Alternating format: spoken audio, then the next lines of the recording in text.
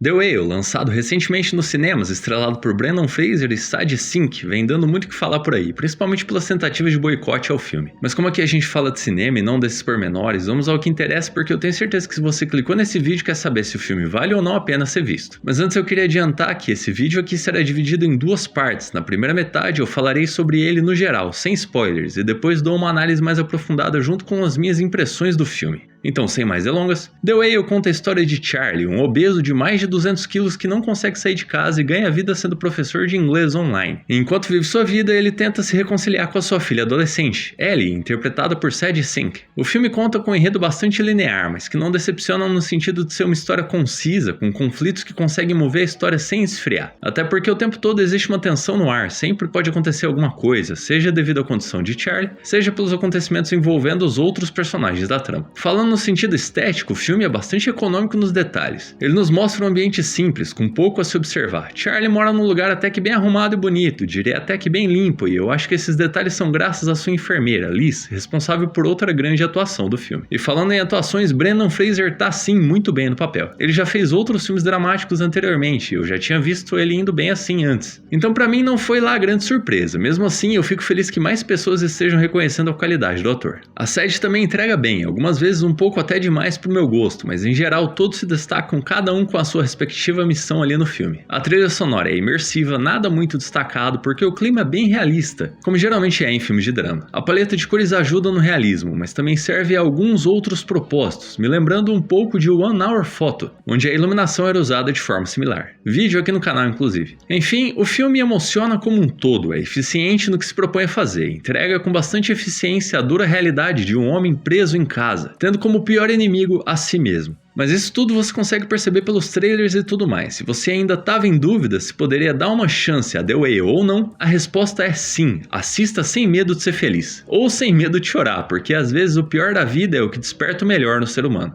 Com isso dito, entramos agora na zona de spoilers e eu vou te dar apenas o tempo necessário para poder pausar o vídeo e ir assistir ao filme antes de continuar. Pronto? Então vamos lá.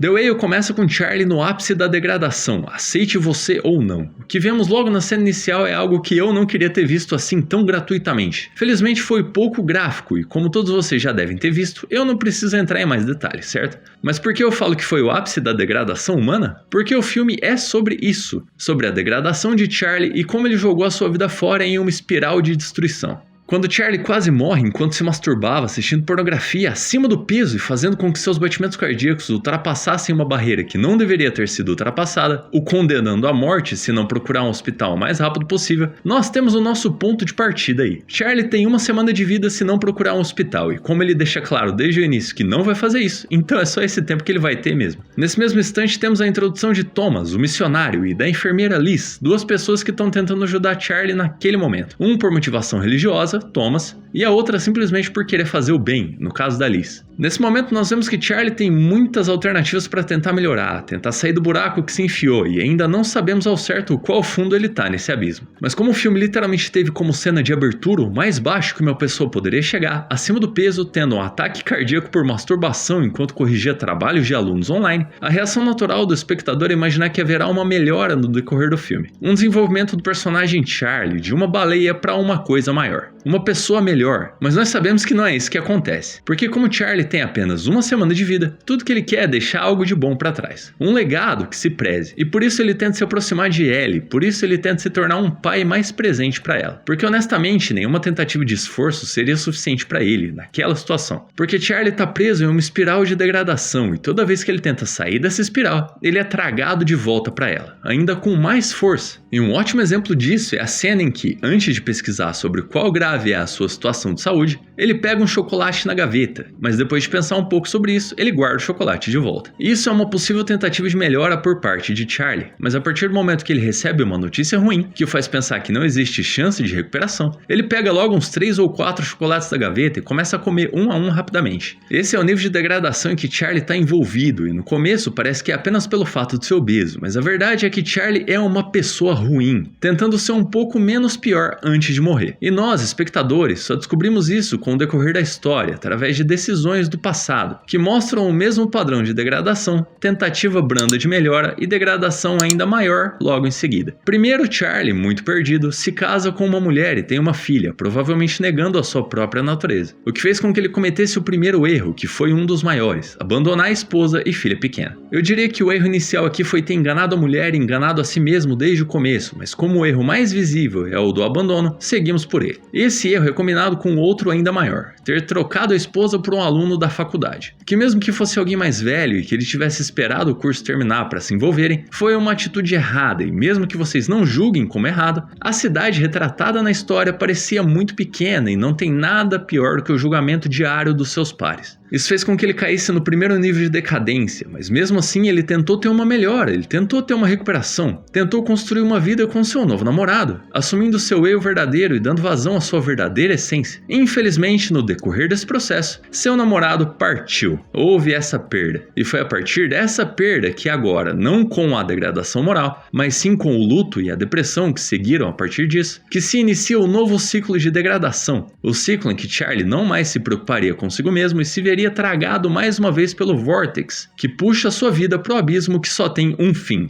e que também é o final do filme. Fora isso, também fica bastante claro que todos ali são extremamente egoístas, cada um deles, Charlie incluso, com a clara exceção de Liz, a única que se doou verdadeiramente e é responsável por uma das cenas mais tristes do filme, a cena em que ela fala sobre o carro quebrado e as compras buscadas a pé na neve, onde Charlie se mostra uma pessoa verdadeiramente egoísta e horrível. Com relação aos outros dois personagens, que servem meio que de acessórios, não tem muito a dizer, só que o Thomas parece só um personagem bocó que não faz nada, mas no final ele se mostra a síntese da sociedade que julgou tanto ao Charlie que, em grande parte, é culpada por seu estado atual, sendo Thomas uma espécie de avatar da cidade. E Ellie, a filha de Charlie, é só uma menina muito perversa, má de verdade, mas que o Charlie, em negação, se recusa a enxergar isso porque não quer aceitar o fato de que tinha falhado na única coisa que achou que tinha feito certo na vida. O final é comovente e emocionante, mas bastante triste porque acontece o que já imaginávamos que ia acontecer desde o começo. Agora, dito isso, o filme tem alguns problemas que me incomodaram um pouco. Eu, particularmente, mesmo tendo gostado bastante do filme, acredito que ele não entregou tudo que podia entregar. Como é um roteiro baseado em uma peça, eu senti que ele era muito mais uma peça do que um filme. Todo o estilo de peça, os artifícios de roteiro de peça para economizar cenário, economizar cenas, entrada de personagem, saída de personagem, um ponto de vista focado no Charlie, tudo isso foi claramente tirado direto da peça. E eu não tenho problema nenhum com isso, já vi outros filmes parecidos e adorei, como o próprio The Father, do Anthony Hopkins, mas tem muitos problemas nesse filme que eu não vi nesses outros, como por exemplo a necessidade que a história tinha de colocar todos os acontecimentos importantes dentro da casa, desprezando completamente outras locações, como por exemplo a confissão de Thomas. Eu compreendo que o menino ficou acuado e quis fugir, mas ele conhecia a saída, não fazia mais sentido ele simplesmente ter saído pela porta? E por que o Charlie teve que ficar desacordado para que Ellie e Thomas pudessem conversar? Não era mais fácil só ter ido lá para fora? Isso é claramente um artifício de roteiro para possibilitar a peça de continuar acontecendo no mesmo ambiente onde o Charlie está alocado. Mas no filme isso não faz sentido nenhum. Prestando atenção na história, existia todo um universo de possibilidades e ferramentas para desenvolver mais os personagens, para contar mais as histórias que eles tinham para contar, mostrando um pouco mais, dando um pouco mais de ênfase em quem merecia esse espaço, e tanto Ellie quanto Thomas mereciam esse espaço extra. Mereciam ser explorados do jeito certo, mas não foram. E isso foi, no mínimo, uma oportunidade desperdiçada. Quer saber um exemplo legal de quem usa isso com maestria? O Shyamalan no Knock at the Cabin, vídeo recente aqui no canal inclusive, ele consegue colocar 7 pessoas presas numa cabana no meio do nada, com algumas amarradas no mesmo cômodo, entregando uma experiência muito mais viva e com muito mais exploração de personagens do que The Whale. Isso eu acho que foi uma grande oportunidade perdida, uma adaptação muito pouco explorada e feita com pouca criatividade. Eu terminei com aquela sensação de que o filme podia ser um pouquinho melhor do que realmente foi. Mas tirando isso, a história se sustenta por si só, mostrando a realidade como ela realmente é e a espiral de um abismo que eu acredito que muita gente está presa por aí, inclusive alguns de vocês que estão me assistindo agora mesmo. E mesmo se esse não for o seu caso, The Whale ainda é um excelente filme, que com certeza merece ser visto. Esse foi o vídeo de hoje. Se você ainda não é inscrito, se inscreva aqui no canal para receber sempre as melhores análises sobre esses filmes meio artísticos que pipocam por aí. Muito obrigado por assistir até aqui e até o próximo vídeo.